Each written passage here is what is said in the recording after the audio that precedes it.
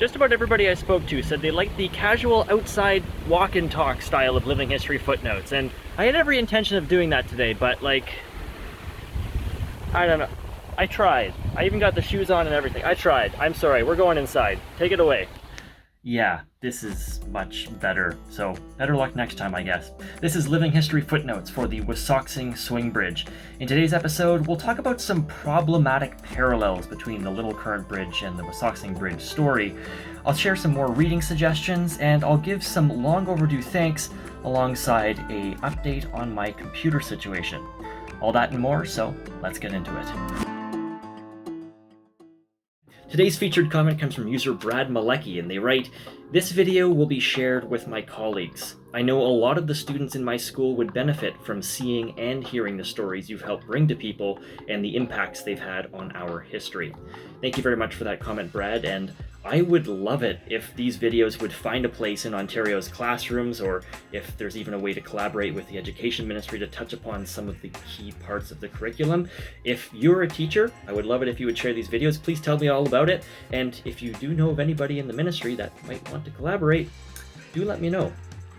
In the Footnotes episode for the Little Current Swing Bridge video, I talked about the railway ferry route that was going from the south end of Manitoulin down to the Bruce Peninsula, ideally at Tobermory, and when I showed that documentation of the plans for that route, there was a second line that said if it didn't go to Tobermory, it would end at some point on a First Nation on the Bruce Peninsula. And that brief remark really does sum up a major colonial attitude from the Canadian government toward First Nations, because it was so easy to build railways across First Nation territory because of those changes to the Indian Act that I mentioned in the main episode.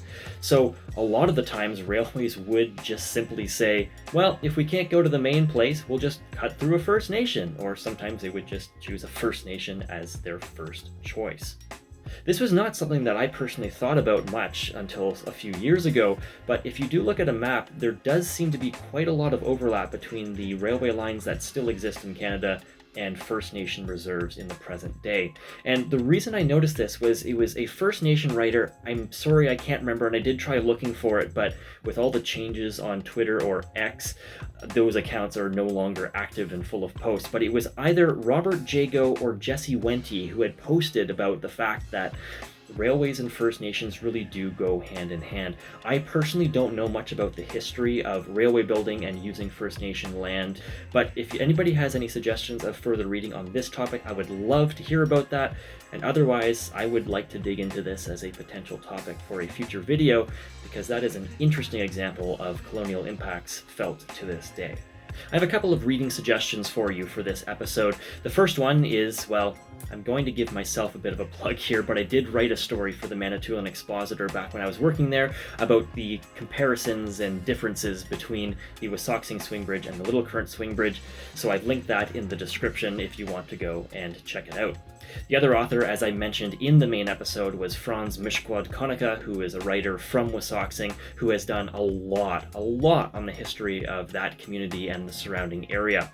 The only thing with his works is sometimes they can be a little bit tricky to find. I know the library in Parry Sound has some collections of them, but there is one fairly accessible work of his that I did reference a few times in the main episode. It's part of a collection of stories, and I'll give you the title and that will tell you what it's all about. It's called Coexistence: Studies in Ontario First Nations Relations. Now, Franz's piece starts on page 104, but there's a lot of other good stories in there that really do paint an interesting picture about the colonial relationship between the Canadian government and Indigenous peoples. On the subject of libraries, there is an interesting thing that I'd like to mention. The West Parry Sound District Museum provided me with a few archival photos that I got to use in the video, and I got an email from the folks at the museum a few days after this episode came out, and they told me that they're working on building a reference library, and they requested that a copy of the Living History episode about the Wasauksing Swing Bridge will have a home in the reference library, which is really neat. I wanted to share that with you folks, the die-hard Living History viewers, who I know are the ones that watch these Footnotes episodes, because this is all really thanks to you folks in helping to spread the word and getting this out there. We're making a bit of an impact, and I couldn't have done that without you, so thank you. Now, on the topic of thank yous, there are a lot of thank yous that I want to give on this episode, starting with Wob Gijek Rice, who is the author best known for Moon of the Crusted Snow and its sequels. He's got some new works coming out as we speak as well. Wob Gijek Rice was actually the one who basically helped make this episode a reality. He is originally from Wissahickon First Nation, and the person that I interviewed in the main episode, which was John Rice Zalgoske, is Wob's dad. So he is, as the former chief, he was very knowledgeable on the subject, but Wob helped get us connected. Chimigwech Wob, I could not have done this without you. Thank you so very much for the support and for helping to spread the word yourself. Other thanks that I need to give have to do with my computer situation, which is very much still broken. The first person I need to give thanks to is my friend Matt here in Sudbury. He had some old parts lying around. We did some swapping to try to figure out what was going wrong, and that was a very big help toward the troubleshooting journey. My coworker Martha and partner Dennis had an old graphics card lying around that they weren't using, and they managed to let me borrow that so that I could do some more troubleshooting, and that actually helped to get the previous Footnotes video out into the world. So again, couldn't have done that without all of those supports. But an even bigger support came from another coworker of mine, Jonathan, who had a spare old gaming rig that he wasn't using anymore because it was kind of old and obsolete, but he had all of the parts in it and it still was mostly functional, so he let me just borrow that entire computer. And what I've currently done is I've taken the functional parts out of my dying computer and swapped them with some of the parts in his old, obsolete, and slow computer, so I've created a sort of Frankenputer, which is the only way that I'm currently editing and releasing this video. So Jonathan and everybody else, Martha, Dennis, and Matt, these videos would not be coming out without all of your support, so thank you so much for that. That is it for this week's episode of Living History Footnotes about the Wissahickon Swing Bridge. Again, please do go check it out now if you haven't seen it yet, and thank you all so much for making it through this far into the video. As always, I encourage you to go and check out these places for yourself. The Wissahickon Swing Bridge is fascinating. You can check it out both from the water on a boat or by road, but remember, this is on a major roadway and it is the main link onto this island, and it is also First Nation territory, so please be respectful and mindful of both of those facts.